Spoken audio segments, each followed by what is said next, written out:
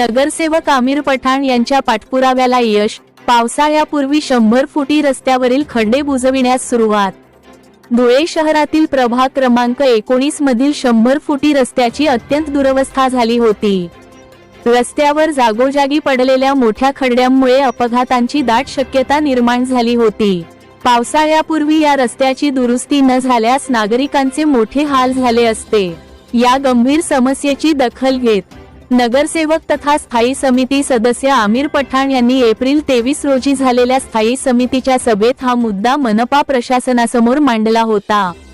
संभाव्य धोके टाळण्यासाठी पावसाळ्यापूर्वी या रस्त्यावरील खड्डे बुजविण्याची मागणी त्यांनी महापालिका आयुक्त आणि सभापतींकडे केली होती।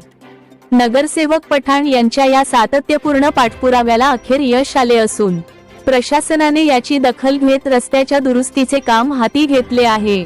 सध्या युनिटी सर्कल पासून ते नॅशनल हायवे पर्यंतच्या 100 फुटी रस्त्यावरील खड्डे डांबरीकरण आणि रोलरच्या सहाय्याने बुजविण्याचे काम युद्धपातळीवर सुरू आहे।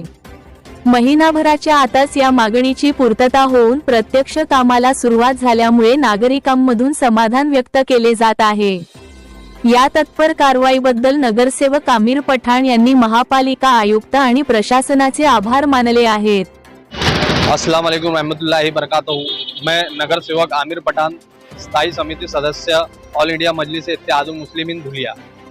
मैंने 23 अप्रैल को स्थायी समिति की सभा में प्रभाग नंबर 19 पे जो 100 फुटी रोड है, इसकी हालत बहुत ही ख़राब हो चुकी थी।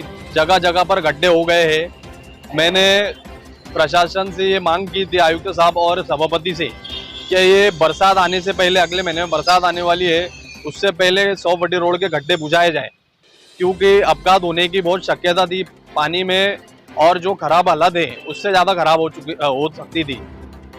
प्रशासन ने आज तकरीबन 1 महीना हो गया, आज महीने भर में मेरी सुनवाई कर प्रभाग नंबर 19 में 100 फुटी रोड पे गड्ढे बुझाने का काम शुरू हो चुका है। यूनिटी सर्कल से लेकर तो नेशनल हाईवे तक के ये पूरे प्रभाग नंबर 19 के 100 फुटी रोड के गड्ढे बुझाए जाएंगे। और मैं प्रशासन का, आयुक्त साहब और सभापति का धन्यवाद करता हूँ।